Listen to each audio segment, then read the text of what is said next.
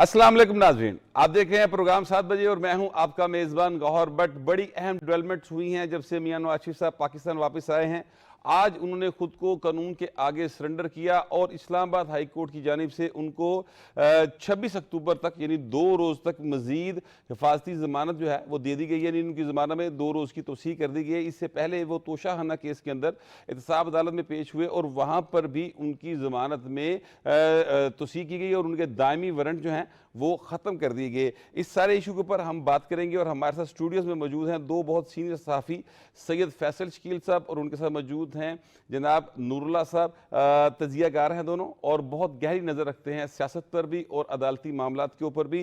जबकि हमें ज्वाइन करेंगे टेलीफोन के ऊपर पीपल्स पार्टी के सैयद हसन मुर्तज़ा, जबकि मुस्लिम लीग नून की जानिब से हमें जनाब साबिक़ गवर्नर सिंध मोहम्मद ज़ुबैर साहब ज्वाइन करेंगे। तो सबसे पहले बात करेंगे हम मोहम्मद ज़ुबैर साहब से। अस्सलाम वालेकुम सर। जी अस्सलाम वालेकुम जी। सर, मियां नवाज शरीफ साहब पाकिस्तान आए और उनका एक बड़ा ज़बरदस्त इस्तकबाल हुआ। आज उन्होंने खुद को कानून के आगे सरेंडर कर दिया है और उनको ज़मानत मिल गई है। ना सिर्फ ये कि एहतसाब अदालत ने उनको ज़मानत दी है 20 नवंबर तक, बल्कि पंजाब हुकूमत ने भी अल अज़ीज़िया रेफरेंस में उनकी सज़ा को मुअत्तल कर दिया है। आप इसी किस्म के सर वो लेवल प्लेइंग फील्ड मांग रहे थे या आपका यही मुतालबा था? लेवल प्लेइंग फील्ड का मतलब ही यही होता है। आई मीन दुनिया में हर पॉलिटिकल पार्टी जो है वो यही कहेगी ना कि लेवल प्लेइंग फील्ड का मतलब ये है कि सबको जितनी भी पॉलिटिकल पार्टीज हैं सबको मौका मिलना चाहिए। और ये कोई फेवर नहीं मांगते, कोई पॉलिटिकल पार्टीज का हक बनता है। बशमूल पाकिस्तान मुस्लिम लीग नवाज के पाकिस्तान का एक आइन है और उस आइन के हवाले से पॉलिटिकल एक्टिविटीज करना और कैंपेन करना इलेक्शन के लिए भरपूर अंदाज में जो रूल्स और रेगुलेशंस हैं इलेक्शन कमीशन के डिफाइन करता, उसके हिसाब से सबका हक बनता है। तो ये कोई हम कोई फेवर नहीं मांग रहे थे। क्या हम अभी ये नहीं कह रहे कि थैंक यू जी हमें मिल गया है। ये तो हमेशा ही होना चाहिए और हर पॉलिटिकल पार्टी की तो। मैं ये नहीं कह रहा कि सिर्फ पाकिस्तान मुस्लिम लीग को लेवल प्लेइंग फील्ड मिल जाए और बाकियों को ना मिले, सबके लिए होना चाहिए। तो यस वी आर सेटिस्फाइड कि जी हमें जो इतने अरसे से नहीं थी हमारे पास लेवल प्लेइंग फील्ड वो अब मिल गई and we are satisfied. Sir, जो दूसरी सियासी जमातें हैं वो आपको इस लेवल प्लेइंग फील्ड, जिसको आप लेवल प्लेइंग फील्ड कह रहे हैं, उसके ऊपर काफ़ी मोतरज़ हैं। ख़ास तौर पे पाकिस्तान पीपल्स पार्टी जो आपकी एक इत्तेहादी जमात रही हैं और वो सिंध में आपको जानते हैं, आप ज़ाहिर है सिंध से ताल्लुक़ है आपका, कि वहाँ पर उनकी हुकूमत भी रही है और वहाँ से खुर्शीद शाह साहब के बयानात जो आते हैं तो वो तो बड़े मोतरज़ है इसके ऊपर सर। लेकिन अब उनका जो कंसर्न है मुझे नहीं पता क्या कंसर्न है। मिसाल के तौर पर मियां नवाज शरीफ वापस आए हैं, वो तो पहले से कर रहे हैं कि आने से पहले आपको पता है खुर्शीद शाह साहब इतराज कर रहे हैं, वो अपने हिसाब से पॉलिटिक्स कर रहे हैं, उनका हक बनता है। लेकिन पॉइंट ये है कि उनको क्या जलसे जुलूस करने की इजाजत नहीं है पीपल्स पार्टी को, उनको रैली निकालने की इजाजत नहीं है, इलेक्ट्रॉनिक मीडिया में बोलने की इजाजत नहीं है, प्रेस कॉन्फ्रेंस करने की इजाजत नहीं। क्या है जो वो करना चाहते हैं और नहीं कर रहे? मतलब कोई चीज ऐसी वो हमें भी बताए ना। मैं तो खुद ये चैलेंज देने के लिए तैयार हूँ कि जी पीपल्स पार्टी को हक होना चाहिए भरपूर सियासत करने का, जैसी सियासत हम करना चाहते हैं। जो भी तरीकेकार होते हैं, जितने मीडिया में, सोशल मीडिया है, इलेक्ट्रॉनिक मीडिया, प्रिंट मीडिया, जलसे जुलूस है, सब कुछ तो उनको इजाजत है। मेरा नहीं ख्याल है कि किसी ने डिनाई किया। और सिंध को छोड़ दें, पंजाब जाके अगर उन्होंने सियासत करनी है, भरपूर सियासत करनी है, बिल्कुल भरपूर सियासत करें। लेकिन वो उसका देखें हो ये रहा है कि 15 साल उन्होंने हुकूमत की है सिंध पर अनइंटरप्टेड। और ये पाकिस्तान की तारीख में पहली दफा है कि किसी पॉलिटिकल पार्टी को 3 टर्म्स स्ट्रेट अवे मिले हों। लेकिन there is nothing to show. मतलब अगर सिंध में अगर ये पूछा जाए कि जी आपने क्या किया है तालीम के निज़ाम। चलिए सर, वो तो जाहिर है कि फिर पाकिस्तान या सिंध के अवाम पूछेंगे ना जब इलेक्शन आएगा। फिलहाल तो जो बात बिलावल भुट्टो साहब की तरफ से आई है वो आपने ज़रूर देखी होगी, लेकिन मैं अपने सवाल में उसको ज़रूर लाना चाहता हूँ। उन्होंने कहा कि जी मियां नवाज शरीफ साहब ने इलेक्शन का मुतालबा नहीं किया और पीपल्स पार्टी पंजाब के भी जो लोग हैं वो इसके बारे में हैरान है कि मियां साहब जो हैं वो इलेक्शन का मुतालबा नहीं कर रहे। तो सर आप क्यों नहीं मुतालबा कर रहे इलेक्शन का? पहली बात तो ये कि ये मुतालबा क्या, मतलब अगेन ये जिसका काम है, इलेक्शन कमीशन ऑफ पाकिस्तान का काम है, एक आइन है, उसके हिसाब से उनको इलेक्शन करवाना है।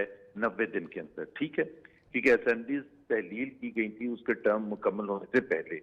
अब उस वक्त आपको पता है जिसमें पीपल्स पार्टी उतनी हिस्सेदार थी, जब ये मीटिंग हुई है काउंसिल ऑफ कॉमन इंटरेस्ट की, जिसमें 2023 के सेंसस को अप्रूव किया गया। उसका मतलब ये था, मुराद अली शाह साहब उनके बैठे थे वहां उस मीटिंग में, उसका मतलब ये था कि उसके बेसिस पर 2023 के बेसिस पर हल्का बंदियां हों। आपने तो खुद इलेक्शन कमीशन को ये फोर्स किया कि पहले आपको हल्का बंदियां करनी है। अगर आप ये फैसला करते कि 2017 के बेसिस पर इलेक्शन होंगे तो फिर हल्का बंदियां ना करनी पड़ती हैं, और election commission would have been forced to undertake elections within 3 months after August, mid August. तो जब हल्का बंदियों के लिए टाइम देना था वो इलेक्शन कमीशन को मिल गया है। मैं ये कह सकता हूँ as representative of Pakistan Muslim League, हम डिमांड नहीं कर रहे, हम इलेक्शन कमीशन को करवाना चाहिए। अब अगर हल्का बंदियों के तमाम एस्पेक्ट्स जो है वो उन्होंने कहा था अक्टूबर के एंड तक हो जाएंगे, उसके बाद देयर इज नो सर वो रीजन ये कहते हैं कि व्हाई। आप चलें, मतलब आप डिमांड तो करें ना कि election commission of Pakistan date तो दे दे कि जनाब इस तारीख को हम इलेक्शन करवाएंगे, हल्का बंदियों के बाद की डेट हो, लेकिन कोई डेट तो सामने आए ना। नहीं, द मोमेंट इलेक्शन कमीशन ये अनाउंस करेगा कि हल्का बंदियां कंप्लीट हो गई हैं तो बिल्कुल हम डिमांड करेंगे। अभी वो हल्का बंदियों का तो काम पॉलिटिकल पार्टीज का नहीं है ना। अगर वो 5-6 दिन ऊपर नीचे होता है जो भी होता है, बट हमें इस वक्त जितनी हम अच्छी पोजीशन में हैं नवाज शरीफ के आने के बाद, मेरा नहीं सर ख्याल आप है कि समझते हैं हम आप अच्छी ये पोजीशन में हैं? सर इतनी शदीद महंगाई है, और जी उस महंगाई के हवाले से लोग जो हैं और आपकी जो मुखालफ सियासी जमातें हैं वो आप पर को मुर्द इल्ज़ाम ठहराती हैं कि आपकी जो गवर्नमेंट थी 16 माह की, वो सारा कुछ आपके सर पे पड़ा हुआ मलबा। पहली बात तो ये है कि हमने उसको एक्सेप्ट भी किया था, और हमारे उस वक्त के वजीर आजम शहबाज शरीफ हों या उस वक्त के सीनियर लीडर्स, आज भी हैं सीनियर लीडर्स, ख्वाजा आसिफ या जितने भी हैं, हमने हमेशा से ये एक्सेप्ट किया है कि जी बिकॉज ऑफ महंगाई और हमारी 16 महीने की हुकूमत, हमने पॉलिटिकल कैपिटल लूज किया है। हमने तो कभी नहीं डिनाई किया, हमने कभी भी ये डिनाई नहीं किया, लेकिन हम कह रहे हैं for the larger interest of the country हमने ये पॉलिटिकल ये कुर्बानी दी है। लेकिन क्योंकि अगर हम ये कुर्बानी ना देते तो मुल्क जो था वो बिल्कुल दूसरी तरफ चला जाता, वो रिकवर नहीं हो सकता था। ये हमारी लॉजिक है। मैं जो कह रहा था कि मियां नवाज शरीफ के वापस आने के बाद हमें पता है कि वो जो रिकवरी हमने करनी थी, जो हमारा पॉलिटिकल कैपिटल लूज हुआ था, उसकी रिकवरी उनके तैयारी में और जो जोश और खरोश है पूरे पाकिस्तान में देखिए, politics is all about happening. एक पॉलिटिकल पार्टी सिर्फ आपको नजर आ रही है पॉलिटिक्स करते हुए, वो है पाकिस्तान मुस्लिम लीग नवाज। तो जो हमारे रूठे हुए लोग थे, हमने पूरे पाकिस्तान में जिस तरह से 3-4 हफ्ते कैंपेन किए, फिर जो जलसा हुआ है उसके जो एक पॉजिटिव असरात आए, उसमें हमें रिकवरी मिली है। यकीनी तौर पे सर उस जलसे के तो आपको पॉजिटिव असरात जो हैं वो आपको मिलेंगे। मुस्लिम लीग नून को जलसा लाहौर शहर में हुआ। लाहौर शहर मुस्लिम लीग नून के लीडर मियां नवाज शरीफ का शहर है, वो यहाँ पर पैदा हुए, वो ज़ाहिर है कि उनकी सारे पॉलिटिक्स यहाँ से चली है और उनका यहाँ पर बहुत एक वोट बैंक है, इसमें कोई शुबे की बात नहीं है। लेकिन मैं ये कहना चाह रहा हूँ कि जो आपने इस बात को तस्लीम किया अपनी गुफ्तगू में कि आपने पॉलिटिकल कैपिटल लूज किया है, उस बात को जहन में रखते हुए भी आप समझते हैं कि आपकी पोजीशन बहुत अच्छी है? एग्जैक्टली देखे ना, हमने जो पॉलिटिक्स पिछले 1 महीने में की है, पहले में हुकूमत में हम जब थे, हमें मुश्किल फैसले, सख्त फैसले करने पड़ते थे, वो हमने किए थे, उससे इफेक्ट होता है। जाहिर है आप 30 रुपए पेट्रोल बढ़ाएंगे तो आपकी वाह तो नहीं होगी ना, लेकिन वो लार्जर इंटरेस्ट में अच्छी हुकूमत वो होती है जो मुश्किल फैसले करती है, जो पॉपुलर भी होती है। लेकिन इसमें उतनी जिम्मेदार पाकिस्तान पीपल्स पार्टी भी है जितनी हम है, और 11 दूसरी 10 दूसरी जमातें भी हैं, क्योंकि सबका ये कंसेंसस था कि ये फैसले हमने मुश्किल करने हैं। अब रिकवरी जो मैं कह रहा हूँ कि हमने 1 महीने में अवाम के पास जो गए हैं, एक एक हल्के में, एक एक छोटे से छोटे वार्ड में और तहसील में और डिस्ट्रिक्ट लेवल पर और डिवीजन लेवल पर हमने उनको एक्सप्लेन किया, और हमारा ये हम मुतमिन है कि बहुत लोग सेटिस्फाई हो रहे हैं और अंडरस्टैंड कर रहे हैं कि हमने वो क्यों किया था। और सबसे बड़ी बात यह है कि मियां नवाज शरीफ के आने से देखना आगे की तरफ लोगों ने देखना है, वो उनके पास चॉइसेस हैं, उनके पास चॉइसेस है। उनको पता है कि एक 3 दफा प्राइम मिनिस्टर रह चुके हैं, हमारे पास आप दाखिला लेने जाते हैं ना यूनिवर्सिटी में या मास्टर्स में, तो आप मैट्रिक का और इंटर का बीए का रिजल्ट शो करते हैं। हमारे पास तो वो रिजल्ट है ना 3 एतवार का, ये हमने किया था, और ये हमारे पास टीम है, और ये हमारा लीडर है, और उसकी क्रेडिबिलिटी ये है, नॉट ओनली पाकिस्तान में, दुनिया भर में उसकी क्रेडिबिलिटी है।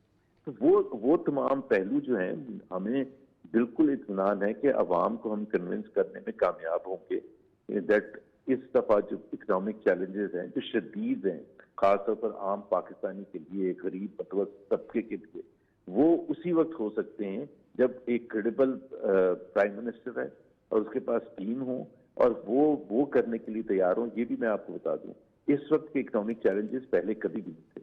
तो हम उस एक रिफॉर्म बेस्ड इकोनॉमिक एजेंडा बना रहे हैं और उसके तहत हम अवाम के पास जाएंगे। सर, ये जो एजेंडा आप बना रहे हैं और ये चैलेंजेस जो जी। पाकिस्तान को दरपेश हैं, कम से कम मेरी ज़िंदगी में तो वाकई आप सही कह रहे हैं, मैंने तो नहीं देखे थे इतने सीरियस चैलेंजेस जो इस वक्त हमें दरपेश हैं। लेकिन ये 16 माह की हुकूमत में सर लोग कहते हैं कि आपके पास उस वक्त कोई ऐसी सोच नहीं थी कि चीज़ें ठीक कर लेते। देखिए, एक 16 महीने और 5 साल के मैंडेट में बहुत बड़ा फर्क होता है। इसलिए जमहूरियतें, जितनी भी पार्लियामेंट्री जमहूरियतें हैं, तो उसमें 5 साल का मैंडेट क्यों दिया जाता है, 16 महीने का क्यों नहीं दिया जाता? ये 5 ईयर पीरियड जो होता है उसमें आप अंडरटेक कर सकते हैं सीरियस रिफॉर्म्स। रिफॉर्म्स का मतलब ये होता है वो बड़ा पेशेंट प्रोसेस होता है, उसमें रिजल्ट को 2 महीने में आने नहीं शुरू हो जाते हैं। अब मिसाल के तौर पर आप टैक्स रिफॉर्म, एनर्जी सेक्टर की रिफॉर्म्स ले लें, एजुकेशन रिफॉर्म्स ले लें, पब्लिक सेक्टर एंटरप्राइजेस को ठीक करने के हवाले से रिफॉर्म्स ले लें, वो कोई 16 महीने में तो हो ही नहीं सकते हैं। तो उसका होता ही तरीका ये है कि आप अंडरटेक, उसमें बहुत सिर्फ हुकूमत के पैसे नहीं, उसमें इंडस्ट्री भी शामिल होती है, उसमें फॉरेन इन्वेस्टर्स भी शामिल होते हैं। तो वो तो कभी वो आप पर ट्रस्ट ही नहीं करेंगे, आप उनको ये नहीं पता ये इनकी हुकूमत तो अभी थोड़े दिन के लिए आई है। 5 साल का मतलब ये होता है आप मैंडेट लेके जाते हैं, आप वो सख्त फैसले करते हैं, आप पूरी दुनिया को उसमें शामिल करते हैं, कन्विंस करते हैं कि जी हम फैसले कर रहे हैं, चाहे वो IMF है, वर्ल्ड बैंक है, दूसरे इदारे हैं जिसकी सपोर्ट लाजमी आपको चाहिए होती है। तो 5 साल का तो एक डिफरेंस वो होता है। लोग कहते हैं जी 16 में एक रोड बननी है जो 5 साल लगती है, 16 महीने के बाद वो कंप्लीट नहीं होगी ना, आधी भी नहीं बनेगी। तो ये बड़ा सिंपल सी एक लॉजिक है कि वाई 16 मंथ्स में नहीं हो सकता, 5 साल में होगा। 5 साल का एक डिफरेंस होता है। हमने जब पिछले अखबार में 2013 से 2018 जब हम IMF का प्रोग्राम था तो 3 साल में हमने खत्म कर दिया था, और फिर उसके बाद जो उसके असरात थे, नेगेटिव असरात, वो पॉजिटिव होने शुरू हो गए थे। 2017 के आप कोई भी इकोनॉमिक इंडिकेटर उठा लें तो यार द बेस्ट, मैं एक एग्जांपल देता हूँ।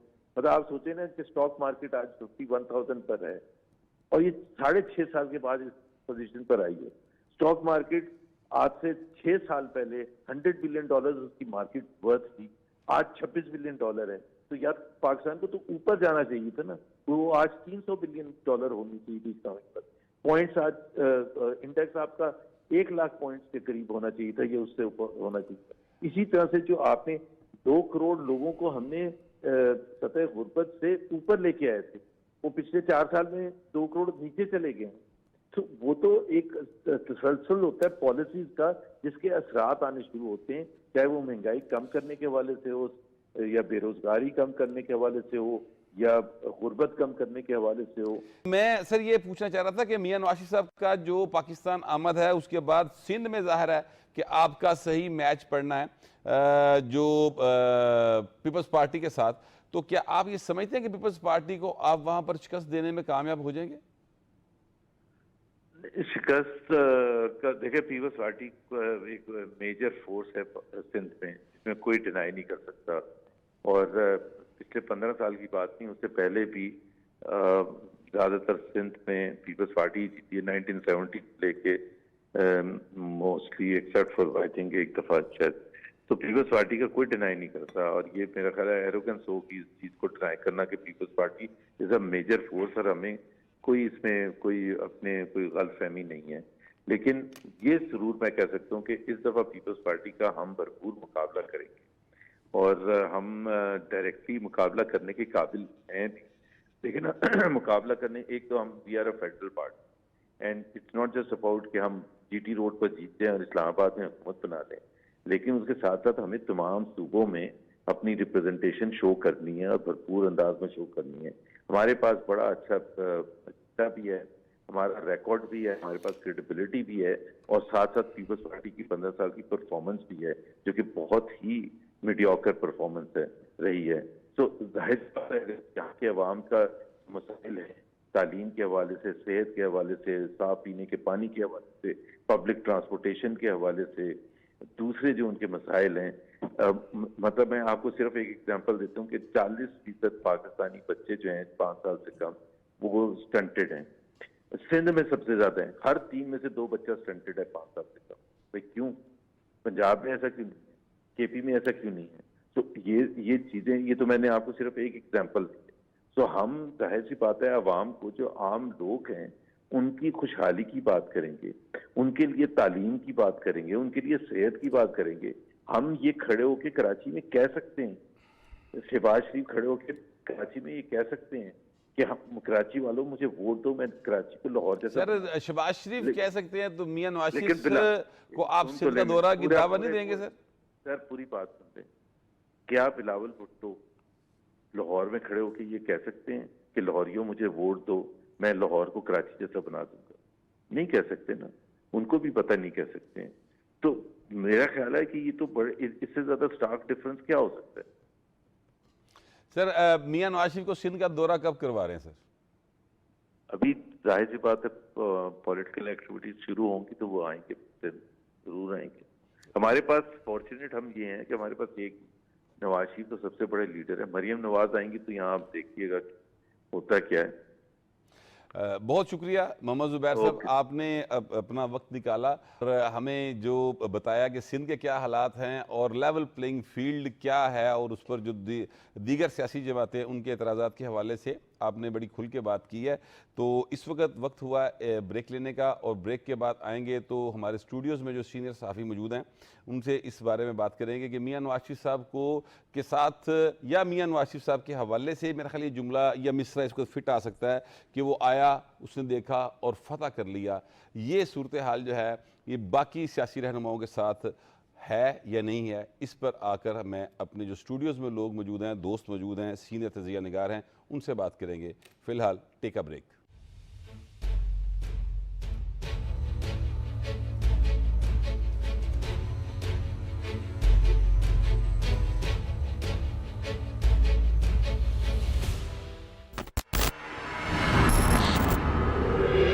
इस रियासत के लिए हम कुर्बान हो जाएंगे, लेकिन वो हमारे बाद हमारी रियासत के भी टुकड़े करना चाहते हैं। मेरी जिंदगी की सबसे बड़ी ख्वाहिश अब्दुल हमीद का खात्मा देखना है। मिलकर लड़ेंगे और अब्दुल हमीद को शिकस्त देंगे। अगर अहमद पाशा मेसन है तो हम इसका मुशाहिदा अपनी आंखों से करेंगे। अहमद पाशा, अब आपकी वफादारी पर भी शक किया जा रहा है। पाशा होने को तो छोड़ो, तुम तो इंसान भी नहीं हो इस्माइल। यानी मेसन सैलानिक में जमा नहीं हो सकते? इस मकसद के लिए पाए तख्त में जमा होंगे। दूसरों के बलबूते पर रहने वाले लोग कभी भी कामयाब नहीं होते। मैं उसे ज़ाती तौर पर सजा दूंगा। उन्हें रोके इससे पहले कि वो जुल्फुल इस्माइल पाशा को कत्ल कर दे। जुल्फुल इस्माइल! अब उन्होंने हमें तन्हा करने के लिए हमारे दोस्तों पर हमला किया है। तो अब्दुल हमीद को इस बार ऐसा जख्म लगेगा जो कि कभी भी भर नहीं सकेगा। सुल्तान मौसम, सुल्तान मौसम।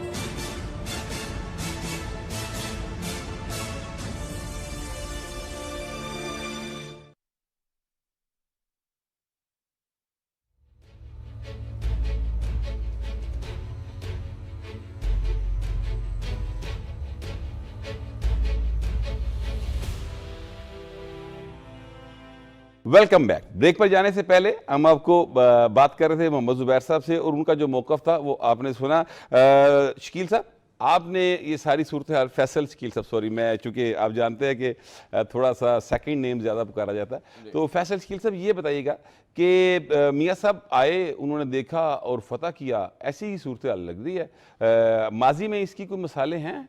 आपने बहुत अरसा अदालती रिपोर्टिंग की है। जी, पहले भी नवाज शरीफ साहब जब तशरीफ़ लेकर आए थे उनकी अहलियत के हवाले से सवालिया निशान लगे हुए थे। पहले लाहौर हाई कोर्ट में मुकदमा चलता रहा, फिर सुप्रीम कोर्ट में एक बेंच बन गया। तसद्दुक जिलानी साहब तब हुआ करते थे एज अ जज, नॉट चीफ जस्टिस।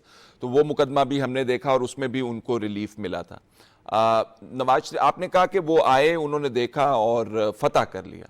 मेरा ख्याल है कि जब से इस हालात ख़राब हुए हैं इस मुल्क के, एक प्रोजेक्ट रैप अप हुआ है, उसके बाद जो मैदान था वो फतह हुआ था और उसमें किसी फाते की जरूरत थी जो कि नवाज शरीफ साहब आए। और मैं आपको एक सेकंड रोकूंगा। हमारे साथ साबिक अटॉर्नी जनरल पाकिस्तान अशतर औसाफ साहब मौजूद हैं। अस्सलाम वालेकुम सर। वालेकुम अस्सलाम। सर, मियां नवाज शरीफ साहब को आज जमानत पे जमानत मिलती ही चली जा रही है। ये सर क्या बहुत आसान था? अगर इतना ही आसान था तो मियां साहब पहले आ जाते सर? नहीं, वो तो उनकी सेहत की बात थी और जब तक उनको डॉक्टर्स इजाजत न देते ये नहीं हो सकता। ये पॉलिटिकल बातें अपनी जगह पे हैं और लीगल और जो प्रैक्टिकल चीजें हैं वो कुछ यूं ही। और उनकी सेहत जो है अभी भी, वो आप देखेंगे कि जो है स्टिल अंडर मेडिकल केयर, उनके डॉक्टर उनके साथ ही होते हैं। तो ऐसी जब तक के डॉक्टर्स ने उनको इजाजत नहीं दी, he was not able to travel. तो सर ये जो लीगल साइड है, मैं आप अब उस पर बात करना चाहता हूँ। लीगल साइड के हवाले से सर, जो ज़ाहिर है हाई कोर्ट फैसला कर रही है वो उसको सारे मानने के पाबंद हैं, जो एहतसाब अदालत ने फैसले किए हैं उनको सब मानने के पाबंद है। आज सर एक जो पंजाब की निगरान गवर्नमेंट है उनकी तरफ से पहले ये खबर आई कि एक टीवी चैनल ने ये खबर दी थी कि जनाब मियां नवाज शरीफ की सजा जो है वो मुअत्तल कर दी पंजाब गवर्नमेंट ने। फिर मोहसिन नकवी साहब ने खुद इस बात की वजाहत की कि हमने मुअत्तल नहीं की बल्कि केस जो है वो अदालत को रेफर किया। सर इसको थोड़ा सा अगर आप समझा सके हमें सर।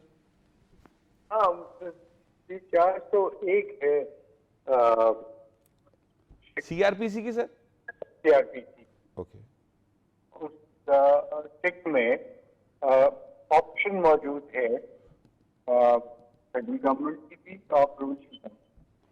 अच्छा। वो किसी सेंटेंस को रिमिट कर सकते हैं, उसको खत्म कर सकते हैं और उसको सस्पेंड कर सकते हैं। और अगर उनकी जवाबी हो तो फिर वो अदालत से भी रेफर कर सकते हैं। तो ये जवाबी इख्तियारात जो हैं वो कानून में लिखे हुए हैं, बल्कि गवर्नर तो पार्डन भी दे सकते हैं। उसमें 4-5 एलिमेंट है जिसमें ममानियत है। एक ममानियत है जो हदूद कवानीन है, उनके तहत अगर कोई सजा है तो वो नहीं हो सकती। दूसरा, जो आपके यहाँ कारोकारी और जो बदला लेने के लिए और गैरत के नाम के ऊपर जो कत्ल किए जाते हैं उसके अंदर नहीं हो सकती। और वो मामला जहाँ पे जो बॉडीली हार्म वाली चीजें हैं वहां पे भी, जहाँ पे किताब ये वगैरह का सिलसिला है, तो ये उसमें ममानियत है। बाकी केसेस में ये कर सकती है और ये गवर्नमेंट का इख्तियार है।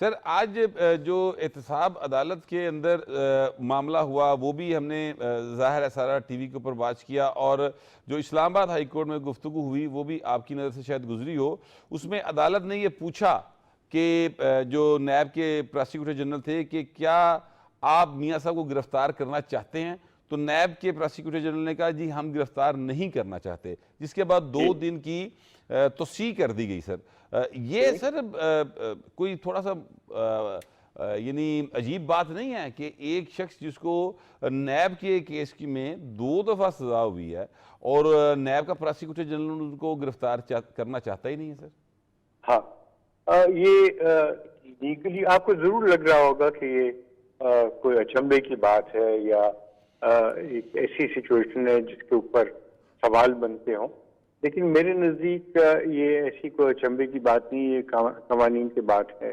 कानून की जो इंटरप्रिटेशन की बात है। मैं वैसे महरूम रहा इन सब बातों को सुनने और देखने से, क्योंकि मैं यहाँ पे जूम कॉल्स पे कोई मुल्क से बाहर जो निगोशिएशंस हो रही थी उनमें लगा था। बाहर आपके सवाल का जवाब यूं है कि नैब को कस्टडी उस वक्त चाहिए होती है जब उनके पास कोई केसेस हों। उसके बाद ये कस्टडी जब सजा हो जाती है या जुडिशियल रिमांड पे चला जाता है, दोनों सूरतों, तो वो कस्टडी जो है वो फिर कोर्ट के पास आ जाती है, कोर्ट उसको रेगुलेट करती है। ओके। हाँ, जहां पे सजा हो जाए तो वहां पे फिर वो एग्जीक्यूटिव की डोमेन में आ जाते हैं और फिर एग्जीक्यूटिव जो है वो उनकी सारे मामलात को रेगुलेट करती है। तो इस वक्त जो मामलात चल रहे हैं इस्लामाबाद हाई कोर्ट में, उसमें ये सवाल बनता था और जवाब भी यही बनता था कि प्रोसिक्यूटर जनरल आके बताएं, प्रोसिक्यूटर जनरल पंजाब भी आके बताएं कि वो किसी केस में उनको मतलूब तो नहीं है, किसी केस में वो गिरफ्तारी तो नहीं उनकी चाहते, कोई और केसेस पेंडिंग तो नहीं है इन्वेस्टिगेशन के लिए। तो ये उस तनाजुर में होगा जरूर। तो इसका मतलब ये है कि जो आज प्रोसिक्यूटर जनरल नैब ने बात की है अदालत के अंदर, वो कोई अचंभे की बात नहीं, लीगली ऐसा होता है और ये इसमें कोई यानी कि नई बात नहीं, कोई खास फेवर वाला सीन नहीं है मियां साहब। नहीं नहीं नहीं नहीं, मैं जब 90s में जब मैं एडवोकेट जनरल था तो बहुत सारे मामलात में खुद से बगैर गवर्नमेंट से पूछे मैं कह देता था कि ये साहब जो है इनकी गिरफ्तारी हमें मतलूब नहीं है, हम क्यों उनको जेल में डालना चाहें। और फैसल साले हयात का जब मामला आया कोर्ट के सामने और कोर्ट ने रिजेक्ट कर दी थी उनकी बेल, तो उस वक्त के जो प्रोसिक्यूटर जनरल अकाउंटेबिलिटी थे उन्होंने ये कहा था कि हम गिरफ्तार नहीं करेंगे और गिरफ्तार नहीं। बहुत शुक्रिया sir, thank you so much, आपने हमें टाइम दिया। फैसल साहब, आपसे दोबारा मैं सिलसिला वहीं से शुरू करता हूँ। तो ये बताइएगा कि आपने अशर उस्ताद साहब की भी बात सुनी, तो अब लीगल मामला तो ज़ाहिर अदालत देख रही है और अशर उस्ताद साहब एक बड़े सीनियर लॉयर हैं, उनकी बात के ऊपर तो मेरा ख्याल है कि अब मेरा तो कम अज़ कम कमेंट करना नहीं बनता, लेकिन आपसे पूछ रहा था कि अदालतों में पहले इस तरह की कोई नज़ीर है? जी नज़ीर है, मैंने आपको बताया पहले जब आए थे नवाज शरीफ साहब, तो ना सिर्फ बड़े मियाँ साहब बल्कि छोटे मियाँ साहब की भी अहलियत का मामला था, वो बहाल हो गया था, उनको रिलीफ मिल गई थी। देखिए मामला यूँ है कि ये जो सज़ाएँ हुई हैं अल अज़ीज़िया में और एवन फील्ड में, 1.5 अरब और 25 मिलियन जो है अल अज़ीज़िया के अंदर है, 7 साल उसके अंदर सज़ा है, एवन फील्ड के अंदर 10 साल है, नॉन कॉपरेशन के ऊपर नैब के ऊपर 1 साल की सज़ा है, उनकी ये अपीलें चल रही हैं। इन अपीलों में आज जब नैब ने मौक़िफ़ दे दिया अपना कि हमें गिरफ्तारी मतलूब नहीं है, तो अदालत ने 2 दिन का वक्फा दिया मियाँ साहब को और दोबारा बुलाया, जिसका मतलब है कि उन्होंने अपील की बाकायदा समाअत के ऊपर अब कार्रवाई शुरू करनी है कि क्या ये रेफरेंसेस ठीक हैं, ठीक नहीं है। मेरे ख्याल में फिर भी ये छोटा अरसा है जो प्रोटेक्टिव बेल को उनको आगे किया गया है।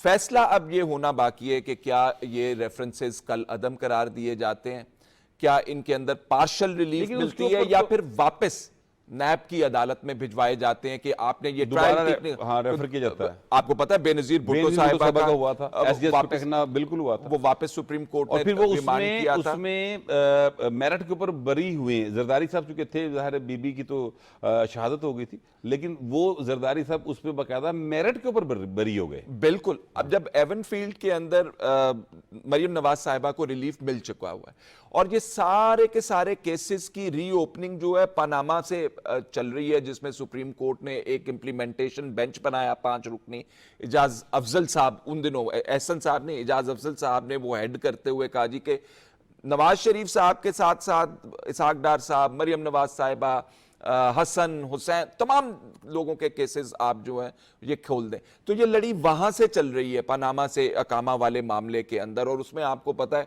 कि क्या मामलात सामने आए। हालांकि पनामा में मियां नवाज शरीफ साहब का नाम ही नहीं था, नाम नहीं था। अब ये उसी के अगर आप कॉन्टेक्स्ट के अंदर देखें तो आपको आइंदा आने वाले दिनों के अंदर मेरा ख्याल है उसी तरह रिजल्ट भी मिलना चाहिए जिस तरह जो पनामा गेट का हाल हुआ। नूरुल्लाह साहब, ये बताइएगा कि जो आज पंजाब गवर्नमेंट की तरफ से पहले एक्चुअली खबर आई और उसमें ये कहा गया कि सज़ा जो है वो मुअत्तल कर दी गई, फिर मोहसिन नकवी साहब किसी हॉस्पिटल के इफ्ताह के या किसी विजिट के ऊपर गए, वहाँ पर गए थे और वहाँ पर उन्होंने फिर ये मीडिया से बात करते हुए वजाहत की कि सज़ा मुअत्तल नहीं की गई बल्कि केस को रेफ़र किया गया। तो मियाँ साहब के लिए तो सर निगरान गवर्नमेंट भी काफ़ी मेहरबान है, और इससे पहले उस्मान बुज़दार साहब की गवर्नमेंट ने भी यही 401 जो है वो शिक उसका इस्तेमाल करते हुए उन्हें जाने की इजाज़त दी थी। तो आपके ख्याल में फिर मियाँ साहब के साथ तो कोई स्पेशल सलूक नहीं किया जा रहा? वैसे ये 401 का इस्तेमाल दोनों मरतबा सिर्फ मियाँ नवाज शरीफ साहब के लिए ही हुआ है अभी तक जो नज़र आ रहा है, और मोहसिन नकवी साहब ने वैसे तो फरमाया कि हमने इसको रेफ़र किया, लेकिन जो हम उसकी तफसील पढ़ रहे थे उसमें रेफ़र करने वाला शायद प्रॉबिलिटी थी नहीं। सिर्फ अदालत से या जज से, जिस अदालत ने उन्हें सज़ा सुनाई है, उनसे मज़ीद डिटेल्स उन्होंने मंगवाई कहा जा कि हमारे सकती पास और भी दरखास्तें आई हुई हैं और हम उन दरखास्तों के ऊपर भी जो है वो फैसले करेंगे। और इस पे तो बड़ा खुसूसी तौर पे कैबिनेट की मीटिंग नहीं हुई, बल्कि वो सर्कुलेशन के जरिए उनसे मंजूरी ली गई है। तो वैसे ही मेरा ख्याल है हालात बहुत अच्छे चल रहे हैं। सियासतदानों को जो एक शिकवा रहता था कि उनके साथ अच्छा सलूक नहीं होता, अदालतें अच्छा सलूक नहीं करती, अब वो सारी चीज़ें दूर हो जानी चाहिए कि फौरी केस सुने जा रहे हैं, फौरन जमानतें हो रही हैं और वो लेवल प्लेइंग फील्ड वाला मसला भी हल हो रहा है। तो कि पीपल्स पार्टी को क्यों ये लगता है पीपल्स पार्टी को ऐसा नहीं लगना चाहिए कि जो है वो मियां साहब के साथ कुछ स्पेशल सलूक हो रहा है? आप ये देखें कि 2007 में जब मोहतरमा बेनज़ीर भुट्टो साहिबा वापस आई थी तो नवाज शरीफ साहब पाकिस्तान से बाहर थे, तो वो लेवल प्लेइंग फील्ड की ज़रूरत इसलिए पड़ी थी कि मोहतरमा के आने के बाद फिर नवाज शरीफ साहब भी वापस आ गए थे। अगरचे मामला थोड़े से मुख्तलिफ थे, उसमें लग रहा था ऐसा मुमकिन नहीं है, लेकिन आ गए थे। तो अब लेवल प्लेइंग फील्ड में अगर मियां साहब आए हैं तो किसी और पार्टी के मेन लीडरशिप जो है बाहर नहीं है जिसको लाकर वो लेवल प्लेइंग फील्ड की जाए कि अच्छा जी आपको भी साथ वैसा सलूक कर दिया गया है। उनके पास कोई ऐसा मेजर इशू नहीं है जिसकी बेस पर वो कहे कि ये हमारे साथ ज्यादती हो रही है, या तो वो बता दें कि कोई अगर ऐसी बात है, कोई उन्हें लगता है कि उनके साथ कोई ऐसी कमिटमेंट थी या कोई ऐसी चीज़ें थी जो पूरी नहीं हो रही हैं, तो उन्हें बात करनी चाहिए। अदरवाइज़ जो लीडर्स पाकिस्तान से बाहर थे और जिस तरह के केसेस पाकिस्तान में बन रहे थे, नवाज शरीफ साहब के खिलाफ अभी हम भी बात कर रहे थे, फैसल साहब भी बात कर रहे थे कि अकामा, आपने भी बताया कि पनामा में तो उनका नाम भी नहीं था। तो अगर ऐसे केसेस में उन्हें सजाएं हुई हैं तो उनका मंतकी अंजाम यही होना था जिस तरफ अब हम जा रहे हैं। सिर्फ ये हो रहा है कि वो बड़ी तेज़ी से मंतकी अंजाम की तरफ जा रहे हैं और मुझे लग रहा है कि चंद दिनों में ये मसाइल हल हो जाएंगे और मियां नवाज शरीफ साहब की जो अहलियत है वो बहाल हो जाएगी इलेक्शन में हिस्सा लेने के लिए। और फिर इलेक्शन की भी तो कभी बात होनी है ना, इंशाल्लाह हमारे मुल्क में इलेक्शन भी तो होंगे कभी ना कभी।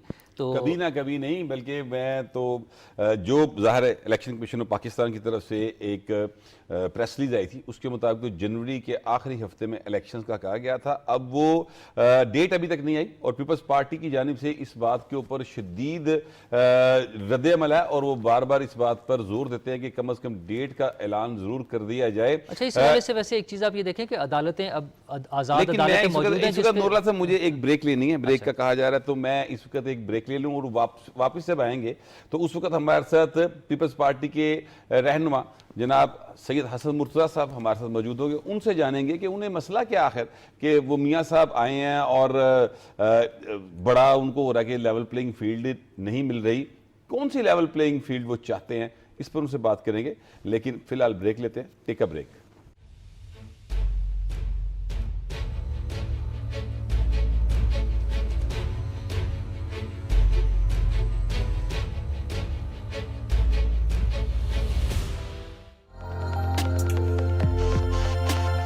मुआशरे में अमनो अमान और आबादारी के फरोग के लिए ज़रूरी है कि हम अखलाकियात और आदाब मुआशरत को मलूज़ खातिर कर सकें। अगर हम गलत को गलत कहे बगैर इख्तिलाफ राय को तस्लीम नहीं करेंगे तो मुआशरे में पुरतशद्दुद रवैये और इंतहा पसंदी जन्म लेंगे। हम मुआशरती आदाब को फ़रोग नहीं देंगे तो हमारा कौमी तशख़्ख़ुस मुतासर होने का खदशा पैदा हो जाएगा। इसी खदशे के पेश नज़र हमारी दरसगाहों, हमारे महलों, हमारी तंजीमों, हमारे ख़ानदान को अपना किरदार अदा करना होगा ताकि हम मुहज़्ज़ब दुनिया के संग वतन अजीज़ का मस्बत तासुर उजागर कर सकें। ये सब कैसे मुमकिन होगा, जानने के लिए देखिए प्रोग्राम मुहज़्ज़ब दुनिया के संग अपनी होस्ट सारा खान के साथ सिर्फ PTV न्यूज़ पर।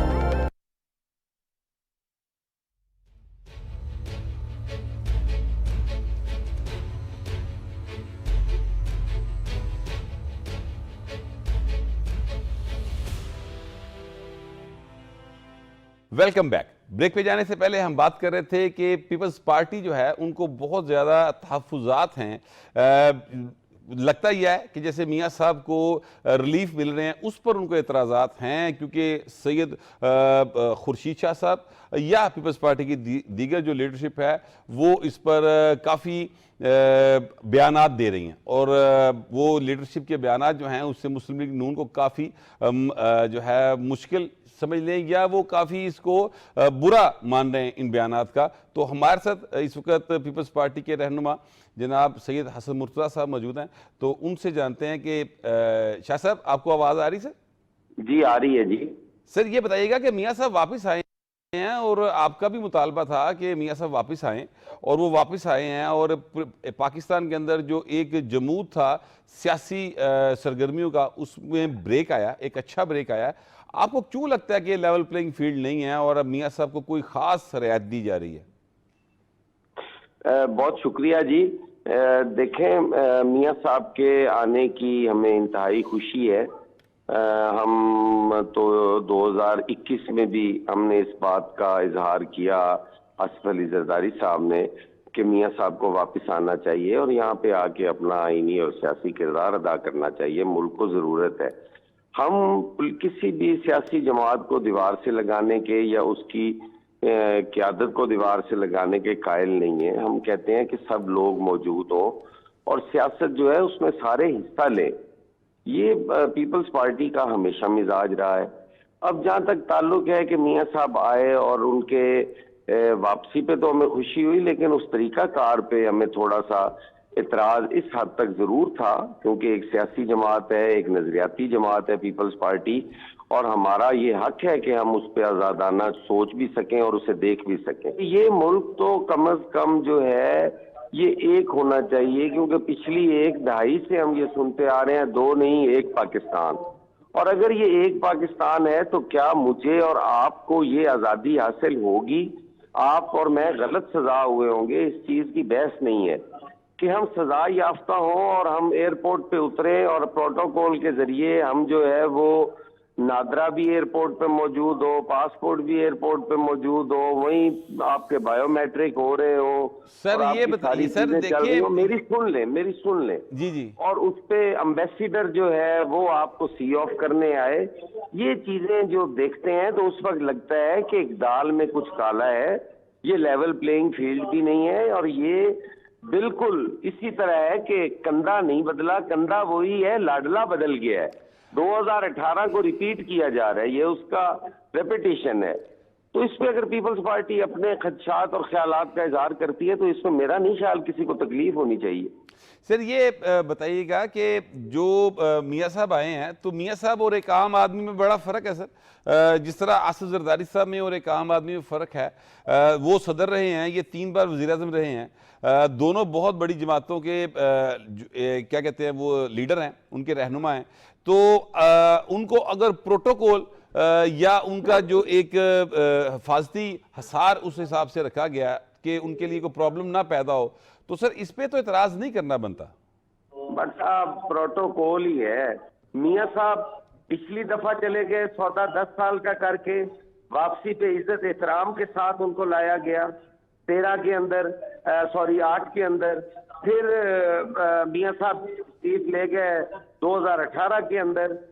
फिर अब उन्हें एहतराम के साथ लाया जा रहा है। प्रोटोकॉल में फर्क है, ये चार्टर्ड प्लेन के जरिए आते हैं, फर्क है। बट साहब आप इस फर्क को समझें, आप समझें ये कि ये डोमिसाइल जो है ना, ये उसका चक्कर है।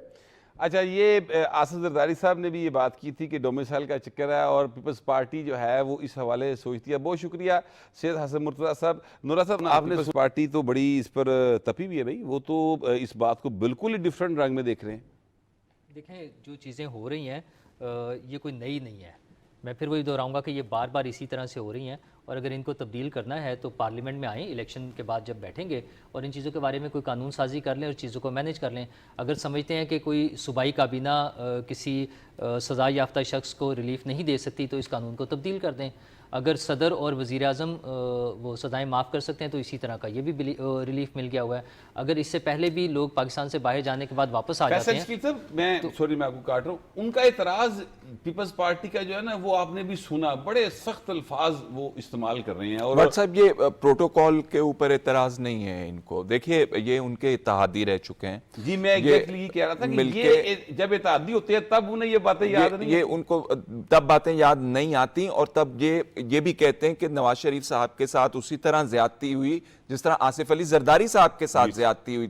यानी कि वो निज़ाम के अंदर जो खामियां हैं उसके हवाले से उसको पिन पॉइंट करते हैं कि गलत एहतसाब ये इनके साथ गलत किया गया है। लेकिन अब मामला ये है कि आगे खड़ा हुआ है इलेक्शन में पीपल्स पार्टी को शायद महसूस हो रहा है कि मियां साहब जो हैं वो बहुत ज़बरदस्त किस्म की कामयाबी हासिल करेंगे। पार्लियामान के अंदर भी उनके पास बहुत एक अच्छा जो है वो रिप्रेजेंटेशन होगी, जिसकी वजह से मुझे महसूस हो रहा है कि पाकिस्तान पीपल्स पार्टी जो है वो इन चीज़ों को पॉइंट आउट कर रही है कि देखें ये इनको प्रोटोकॉल मिल गया, देखें ये इनकी जमानतें हो रही हैं। हालांकि पहले ये इन्हीं चीज़ों को गलत कहते रहे। तो असल बात इलेक्शन की है, सियासी बात है, ये प्रोटोकॉल की बात नहीं है। एक चीज़ और, ये जो पंजाब गवर्नमेंट वाली आप बात कर रहे थे, देखिए जो मोहसिन नकवी साहब कह रहे हैं वो 401 CRPC की जो सेकंड वाला उसकी क्लॉज है, उसके अंदर ये लिखा हुआ है कि आप सस्पेंशन के लिए जब जाएंगे तो फिर आप ये भी कर सकते हैं कि खुद से भी दे दें या फिर आप जज से भी पूछ लें अदालत के। तो मोहसिन नकवी साहब वो रेफरेंस दे रहे हैं कि हमने जज साहब से पूछा है कि हम सस्पेंड कर दें। इसका मतलब ये है कि मोहसिन नकवी से जो बात कर रहे हैं वो दुरुस्त कह रहे हैं अपनी दानिश में। वो उस सेकंड उसका जो क्लॉज है CRPC 401 का, वो ये बात कहता है कि अगर आपने करना है तो आप जज को भिजवा दें, तो फिर आप डिसाइड कर लें। दोनों पावर्स हैं, खुद भी कर सकते हैं, जज से परमिशन या जज का ओपिनियन, परमिशन नहीं चाहिए, ओपिनियन चाहिए, उसको भी लेकिन ये किया क्यों जा रहा है? मजे की बात ये है कि ये किया क्यों जा रहा है? ये इसलिए किया जा रहा है कि नवाज शरीफ साहब ने आज इस्लामाबाद हाई कोर्ट पेश होना था। हाई कोर्ट की मर्जी है, आप जज को कोई बंदूक के नोक के ऊपर तो नहीं रख के आप कह रहे होते कि ये हमारा ये काम करे, और ना ही रखी हुई थी। आए हैं मुल्क से बाहर जाके पेश हुए, वो एक दफा आए थे तो अपनी बेटी को जेल भिजवाया और खुद भी जेल चले गए वहां से।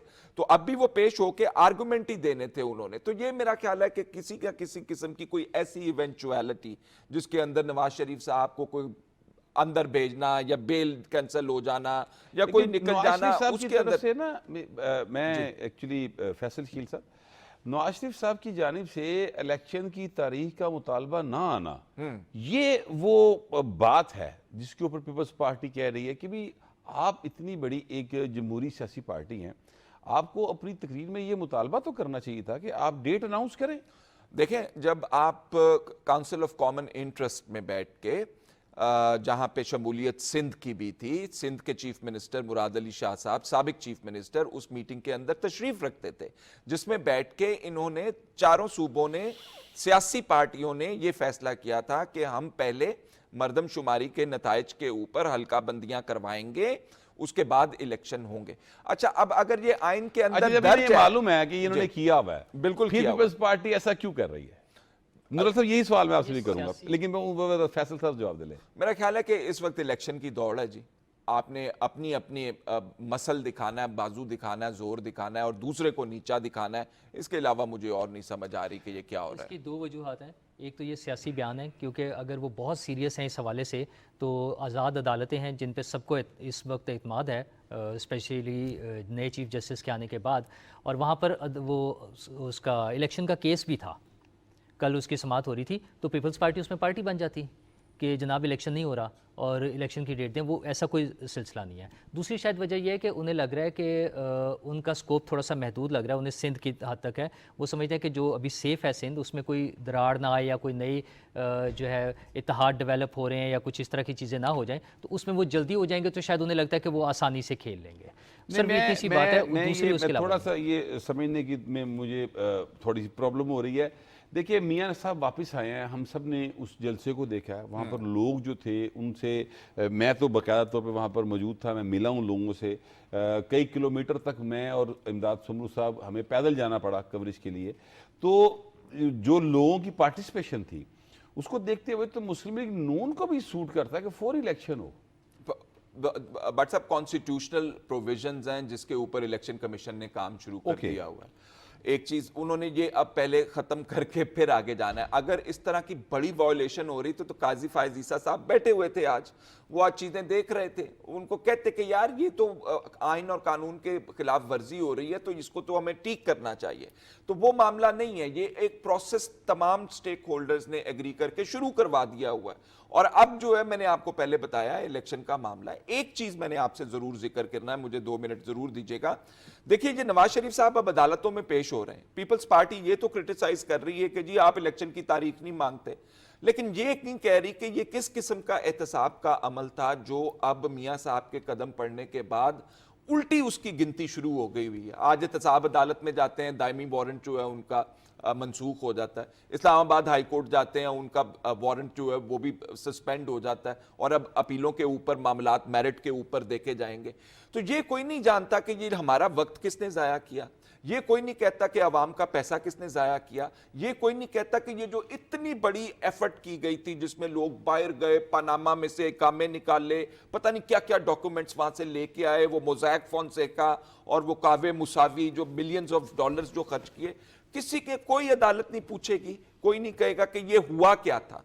बस अब उसको ये बड़ी एक फीलिंग लेस सी जो है ना मैकेनिकल किस्म की, जिस तरह कुछ साइकिल चल मतलब है रही इसके होती ऊपर जो अखराजात हुए हैं सरकारी खजाने से, जो कौम का टाइम और पैसा और सारी एफर्ट्स जो लगी हैं, उसका कोई ना कोई हिसाब होना चाहिए। अगर केस गलत थे तो वो बने कैसे, और अगर वो दुरुस्त थे तो बच कैसे रहे। आपका मतलब ये कहने का है। तो नूरुल्लाह साहब, आखिरी सवाल आपसे ये बताइए कि आप ये देखते हैं कि अगर इंतखाबात डिले का शिकार होते हैं, जैसा कि पीपल्स पार्टी को ये खतरा लग रहा है, तो उससे मियां साहब की मकबूलियत में इजाफा होगा या कमी होगी? नहीं, मियां साहब के आने के बाद उनकी मकबूलियत में इजाफा हो रहा है। मियां साहब जब खुद मौजूद होंगे, उनके क्राउड को चार्ज करना, असल में पिछले 16 महीने की जो हुकूमत गुजरी है, आखिरी पीडीएम की हुकूमत थी जिसमें मेजर शेयर होल्डर नून लीग थी, उसमें लोगों को बड़े तहफ़्फ़ुज़ात हैं। ज़ाहिर है महंगाई कंट्रोल नहीं हो सकी, इन्फ्लेशन बढ़ रही थी, बेरोज़गारी थी, ये सारे मसाइल रहे हैं। तो उसको काउंटर करने के लिए ज़रूरी है कि नवाज शरीफ साहब खुद मौजूद हों। ये इतना बड़ा जलसा तभी मुमकिन हो सका है कि नवाज शरीफ साहब आ गए थे। तो उन्हें जितना कैंपेन चलाने का टाइम मिलेगा वो हो जाए, उनके लिए बेहतर होगा। और बाकी असल बात वही है कि सब लोग चूँकि ऑन बोर्ड थे और ये कमिटमेंट के साथ चले हैं। इसहाक डार साहब ने तो बयान दिया हुआ है कि हमने 7 माह के लिए निगरान हुकूमत को लेकर आए थे, तो इतना टाइम तो कम से कम अंडरस्टूड था। तो अभी ये 2-3 महीने और भी आगे चले जाएं तो इसमें कोई ऐसी खास बात नहीं, कोई मसले वाली चीज़ नहीं है। वजीर आजम बनता देख रहे हैं मेरा ख्याल है पीपल्स पार्टी वाले नवाज शरीफ साहब को। पीपल्स पार्टी वाले नवाज शरीफ साहब को वज़ीर आज़म बनता देख रहे हैं और शायद इसी वजह से उनको जो है वो प्रॉब्लम पैदा हो रही है। ये सैयद फैसल शकील साहब का ख्याल है जो मैंने अपने अल्फाज में आप तक पहुंचा दिया। ये आज का प्रोग्राम था। मियां नवाज शरीफ साहब को 2 रोज़ के लिए मज़ीद ज़मानत मिल गई है। आगे उनके साथ क्या सलूक होगा वो अदालत जानती है, या अदालत के अंदर जो बातें होंगी वो फिर आपके साथ ज़रूर डिस्कस करेंगे। ये प्रोग्राम था, अपना फीडबैक ज़रूर दीजिएगा। मिलते हैं कल। अल्लाह निगहबान।